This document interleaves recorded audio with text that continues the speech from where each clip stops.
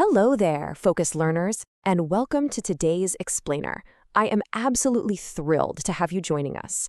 Today, we're going to sharpen up a totally essential tool for your writing toolkit. We are talking about balancing sentences, specifically a concept known as parallel structure in lists. Whether you're gearing up for a Cambridge exam, navigating your IGCSE foundation, or honestly just wanting your everyday English to sound incredibly sharp and professional, you are in the exact right place. Okay, let's jump right in. Listen closely to this sentence spoken by one of our students. She likes reading, swimming, and to paint. Read that out loud to yourself. Does it feel just a little bit bumpy to you? Well, imagine those three list items acting like three solid wooden blocks sitting on a shelf. Reading is a nice sturdy square block.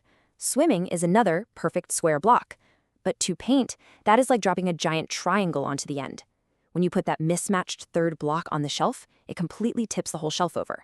It sounds uneven because the grammar shapes just don't match up. So the reason that shelf wobbled is solved by a wonderfully simple concept that we call the symmetry rule. And the rule is basically this. Items in a list must use the exact same grammar pattern. If you start a list with a certain type of word, you have to finish the list with that exact same type of word. It is all about creating perfect grammatical harmony. So, the crucial takeaway here is that list items need matching formulas. Think of your words acting like perfectly color-coded blocks, snapping into beautifully aligned columns. If you use an ing word, your next items should be ing words too. If you use an adjective, follow it up with more adjectives. If you use to plus a verb, keep using to plus a verb. You just have to pick a grammar lane and stay in it. Let's actually see this in action. Two of our students are busy prepping a school talent day checklist. They've quickly scribbled down, set up chairs, testing microphones, and to decorate. But hold on, they realize pretty fast that their everyday checklist is completely unbalanced.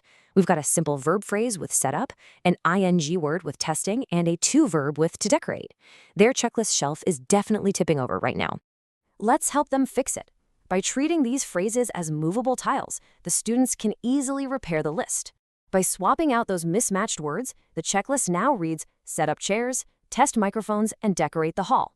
See what they did? They made sure every single item starts with a simple matching verb. Set, test, decorate. Boom, the list balances perfectly. And this brilliantly illustrates the repair for our very first wobbly shelf from the beginning of the explainer. That original mix of reading, swimming, and to paint gets a big red X because it completely fails the symmetry rule.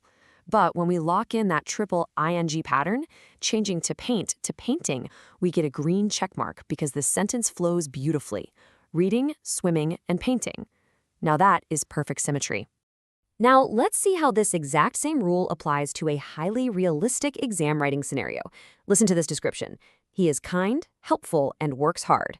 Well, kind and helpful are adjectives, but works hard is a verb phrase. It really clunks. But by swapping out that verb phrase for the adjective hardworking, we achieve a perfect trio of adjectives. He is kind, helpful, and hardworking.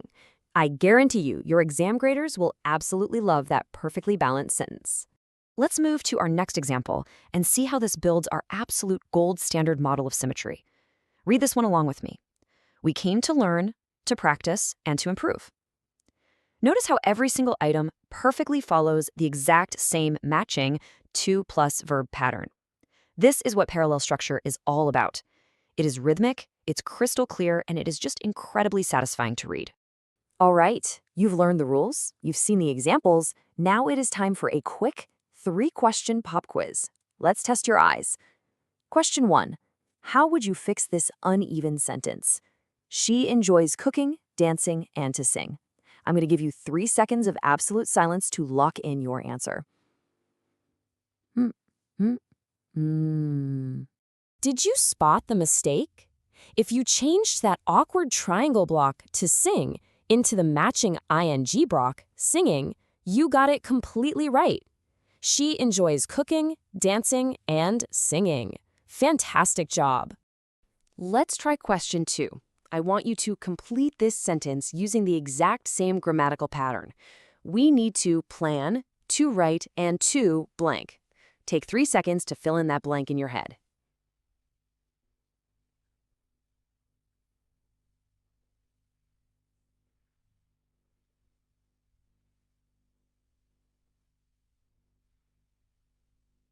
Okay, the correct answer is any simple to plus verb combination. Because the list started with to plan and to write, your final block absolutely must fit that formula. So words like to study, to review, or to edit, any of those fit perfectly into this grammatical formula. Finally, for question 3, I'm going to read you two completely different lists. Which of these two shows true parallel structure? Is it A, apples to bake and quickly?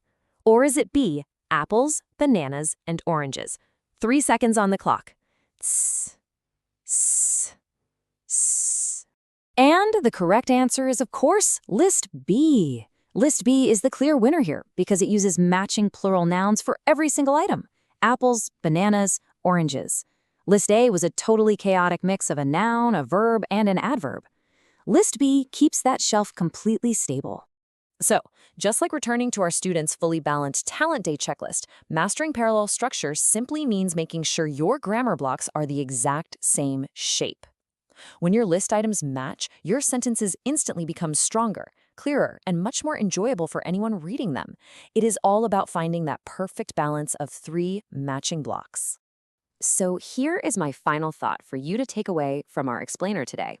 The very next time you sit down to write an essay, draft an email, or even just jot down a daily checklist, look closely at your sentences and ask yourself, are your lists beautifully balanced, or are they tip in the shelf? Keep practicing your symmetry, and I promise you, your writing is going to stand out. Thanks so much for learning with me today, and I'll catch you in the next explainer.